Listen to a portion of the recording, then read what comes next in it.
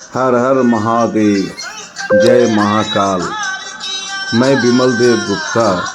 हर हर महादेव, आप सभी को जय महाकाल। महाकाल के दर्शन, जय बाबा भोलेनाथ और उनके महत्व पर आपकी कृपा ही रही लाने का कोशिश करूंगा कि हम लोग आपके दर्शन के लिए हर हर महादेव आपके शरण में पहुँचे। और आपने बहुत ही सुंदर तरीके से हम लोगों को दर्शन दी। महाकाल का दर्शन मात्र से मनुष्य की हर मनोकामना पूरी होती है। हम लोग महाकाल दर्शन के लिए निकल चुके हैं। शिप्रा नदी के ऊपर हम खड़े हैं और आप सभी का अभिवादन है। उज्जैन के इस नगरी में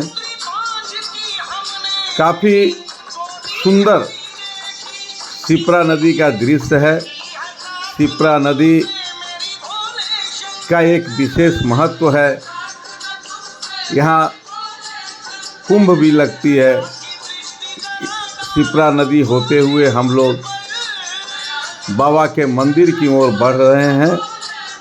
बाबा के मंदिर का त्रिशूल देखें। यहाँ बाबा के दर्शन मात्र से जो अनुभूति होती है उसका एहसास हम नहीं करा सकते। वह वही व्यक्ति एहसास कर सकता है जो शिव भक्ति पर विश्वास रखते हैं। भगवान शिव का दर्शन, उनका आरती, उनका भस्म आरती, उनका श्रृंगार, ऐसा अनोखा दृश्य दुनिया में कहीं नहीं देखने को मिलेगी जो उज्जैन के बाबा महाकाल के मंदिर में देखने को मिलती है। भगवान के दर्शन के उपरांत हम लोग शाम के वक्त नवनिर्मित कॉरिडोर की ओर पहुंच रहे हैं। यह कॉरिडोर एक ऐसा कॉरिडोर बनाई गई है जिसका विवरण बहुत ही मुश्किल है। 110 के करीब भगवान शिव के स्वरूपों का वर्णन यहाँ है।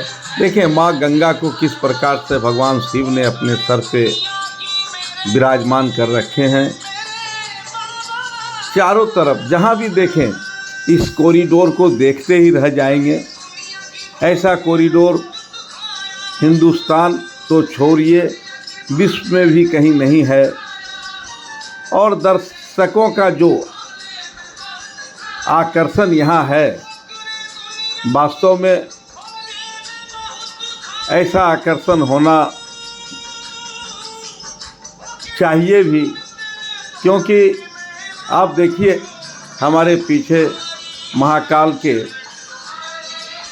मंदिर से लेकर उनके कॉरिडोर के पूरी तरह से हम दर्शन करवाने का प्रयास कर रहे हैं। यह कॉरिडोर पिछले 2 वर्ष में बनी है। इस कॉरिडोर को देखें, यहाँ देखें कितना सुंदर है जलाशय और उसके ऊपर बना भगवान शिव का यह रूप, जहाँ ध्यान से भगवान बैठे हैं। प्रत्येक क्षण कॉरिडोर का एक ऐसा है कि जहाँ से नज़र हटती नहीं।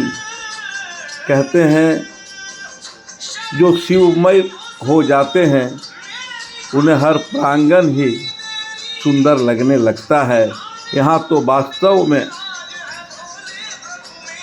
जिस रूप से इस कॉरिडोर को बनाई गई है देखने योग्य है। शाम को दर्शन के पश्चात हर लोगों की तमन्ना होती है कि इस कॉरिडोर के क्षेत्र में पहुँचें। देखिए मन है कि यहाँ से हटता नहीं। और मान्यता है कि उज्जैन में कोई दर्शन, पूजा और भस्म आरती के पश्चात रहता नहीं। भस्म आरती एक ऐसा आरती है जिसे दर्शन मात्र से मनुष्य को मोक्ष की प्राप्ति होती है। वह एहसास होता है, जीवन में जीने की कला महसूस होती है। दोस्तों, जो भी इस वीडियो को देख रहे हैं ध्यानपूर्वक देखें, भगवान के इस रूप को देखें। शिव के इस रूप को देखकर सभी अपने हाथों को उठाते हैं और भगवान से मान्यता मांगते हैं कि ईश्वर हमें शक्ति दो, आप पूरे देश को, पूरे विश्व का कल्याण करो। पूरा कॉरिडोर का एक एक पल, एक एक दृश्य इस प्रकार की है कि नज़र हटती नहीं। देखें, यह मुख्य द्वार है, कॉरिडोर में प्रवेश करने का यह मुख्य द्वार है। इस द्वार से होते हुए भगवान भोलेनाथ, भगवान महाकाल से आशीर्वाद प्राप्त करने के पश्चात अब हम लोग भी इस कॉरिडोर से बाहर निकलने की तैयारी में हैं। आज सरोवर देखें, सरोवर भी इस कदर बनाई गई है जिसमें रंग बिरंगे, विवरण क्या किया जा सकता है पता नहीं, लेकिन हम लोग यहाँ के किसी भी क्षण को अधूरा नहीं छोड़ना चाहते। भगवान भोलेनाथ पर हम लोग इतना निछावर हैं कि बरसों से यहाँ आने को हम लोग तड़प रहे थे, लेकिन एक कहावत है कि तुम उनका शरण में जा, तुम उनसे अपनी फरियाद सुना, तुम अपनी दुखड़ा सुना, तुम अपनी मन्नत रख, वह समय आएगा अवश्य बुलाएंगे। समय से पहले कुछ भी नहीं मिलता।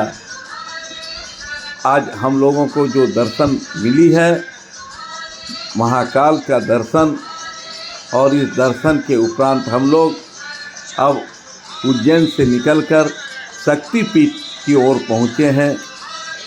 शक्तिपीठ उज्जैन का एक ऐसा शक्तिपीठ है जो यहाँ आते हैं। इस मंदिर में भी, माता के मंदिर में दर्शन के लिए आते हैं। इसके उपरांत कहावत है, मान्यता है कि भगवान भोलेनाथ का दर्शन के उपरांत जो व्यक्ति भैरवनाथ का दर्शन नहीं करते हैं उनका दर्शन पूरी नहीं होती है। हम लोग भी यहाँ भैरवनाथ के दर्शन के लिए आए, उनके हवन कुंड में आए। यहाँ की भी विशेषता है कि यहाँ आज भी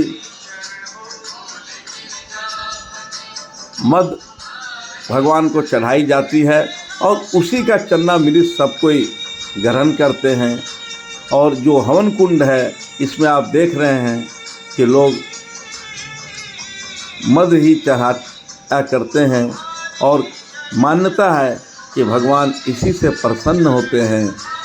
अब हम लोग भगवान के कुंड का दर्शन करते हुए, बाबा भैरवनाथ का दर्शन करते हुए, अब उज्जैन से हम लोग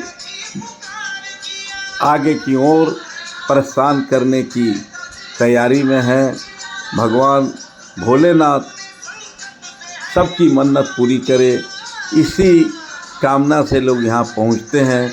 यहाँ मन्नत के लिए लोग यहाँ सभी डोरी बांधते हैं।